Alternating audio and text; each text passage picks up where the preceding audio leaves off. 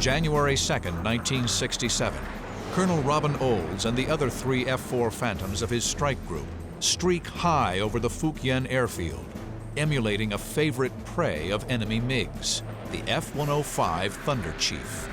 In an elaborate bait-and-switch sting, their F-4 fighters carry an arsenal of weapons built for dogfighting. The radar-guided AIM-7E Sparrow missile can strike targets at over 25 miles away, while the heat-seeking AIM-9 Sidewinder can accelerate in seconds to a speed of Mach 2.5, over 3 times faster than most jets. First supplied to North Vietnam from Russia in March 1966, the nimble MiG-21 was a vast improvement over the MiG-17 and 19. It had greater speed, higher ceiling, and more advanced weaponry. It could reach speeds of almost 1,400 miles per hour, was armed with a hard-hitting 23mm cannon and 2 K-13A ATOL heat-seeking missiles, a Soviet copy of the American AIM Sidewinder. MiG-21 at altitude was better than F-4. If you can get him down low and in a churning battle, he loses energy in high G turns. So you could battle them down low. Dogfight, if you will. But up high, forget it. The MiG's opponent is the McDonnell Douglas F-4 Phantom, which entered service in 1960 with the U.S. Navy. The Phantom's 2 turbojet engines deliver a top speed of nearly 1,500 miles per hour. It could strike targets out to 1,200 miles without refueling. Though formidable, it was designed to intercept enemy bombers with missiles, not dogfight. The weaknesses of the F-4 were it didn't have a gun. The MiGs were real good at employing their gun. The MiG is more agile than the Phantom above 20,000 feet. It's smaller, harder to spot, and has the important advantage of a gun. But down low, the more powerful Phantom can outturn the MiG-21.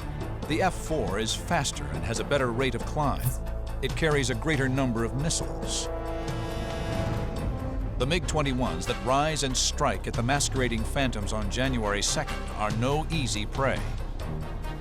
The MiG pilots, to their credit, were very aggressive, most of them. And it was a great opportunity for us to test our skills. Olds spots another MiG at 11 o'clock. He breaks left and zeroes in for an easy kill. Olds fires 2 Sparrow missiles. But the missiles lose radar lock and tear past the MiG. Olds sticks with him and fires a heat-seeking AIM-9 Sidewinder missile. But the MiG brakes hard, shakes the missile lock, then dives for cover in the clouds. But as fast as one vanishes, another appears. Then there was another MiG going 180 degrees to me, fairly close. So close that I couldn't just make a flat turn and get behind him. Olds must accomplish 2 things. First, he must reverse his direction and get on the MiG's tail. Second, he must create enough distance between himself and the MiG to gain a missile lock. Olds uses a classic dogfighting maneuver he learned in World War II, the vector roll. I went straight up. When I got up, I turned over on my back and hung there for a moment or a few seconds and watched him. And when the time was right, I rolled to my right. Now he was down to my left, so that this roll would take me in a wide, swooping, downward curve, and I wound up right behind him. Olds exploits the Phantom's powerful thrust and soars above the MiG.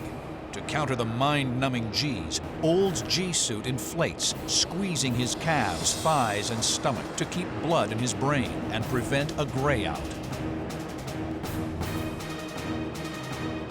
I don't think that MiG saw me, no. The one that was going opposite my direction. If he did, he was stupid. Olds, now in perfect position, his range only 4,500 feet, arms his Sidewinder. When I came down behind him, I got a wonderful growl, because the Sidewinder looks at the IR signature of an airplane, the heat waves, and it speaks to you. It kind of mumbles. Then if it sees a good heat source, it goes, and you know that your missile is looking at the target. So it's very simple. All you have to do is pull the trigger.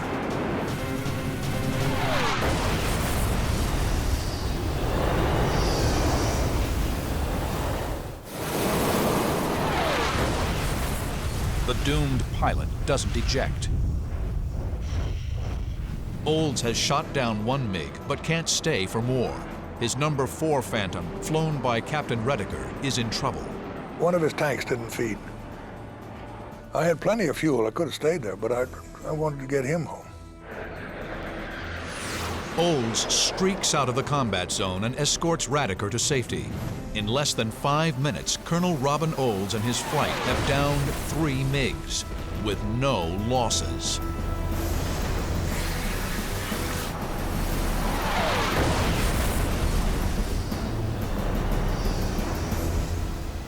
Forward flight, the second wave of Operation Bolo, engages the enemy. Captain Everett Raspberry, an experienced combat instructor, flies Forward 3. He spots 4 SA-2 surface-to-air missiles hurtling through the clouds at their 4 o'clock. The SA-2 has a top speed of Mach 3.5, over 2,660 miles per hour. This missile can obliterate jets at 60,000 feet. But the Phantoms are carrying the QRC-160 electronic countermeasures pod. The pod, originally mounted on the Phantoms to create a more convincing F-105, now gives Raspberry a lucky break. It jams the enemy radar. The missiles pass to the rear, below the Phantoms, and don't detonate. Meanwhile, the MiGs, now realizing they've been suckered into facing swarms of well-armed F-4 Phantoms, are forced into a fight. A MiG is closing on Colonel Chappie James, the Ford leader. Raspberry spots him. I thought he was coming after our lead. He kept closing too close. So I tried to get the Ford lead to break to the right 3 or 4 times and he wouldn't go, so I got between him and the MiG. The MiG is coming up from James' 4 o'clock. When James doesn't break right, Raspberry accelerates to intercept the MiG. The MiG pilot overshoots Ford 1 and snaps into a high G left turn to avoid a fight. Raspberry brakes left behind the MiG, but he's pulling too many Gs on his aircraft in order for his missiles to function properly. Raspberry executes a vector roll. Raspberry pulls out of the vector roll on the MiG-6. He's 3,500 feet behind the MiG in a left turn, the perfect position to fire a Sidewinder missile. Raspberry has to make this shot count. He has just one working Sidewinder. He closes in on the MiG's tail. I followed the guy down. He was heading for the clouds. The MiG, focused on getting into the safety of the clouds, makes a frantic dash. But just before hitting the low cloud cover, he inexplicably reverses his turn. It's a fatal mistake. Raspberry now has a perfect shot. I had the tone in the headset for the missile, which told you it was tracking. Squeezed the trigger, and it went like a bullet right in the cockpit with him, and then he blew up.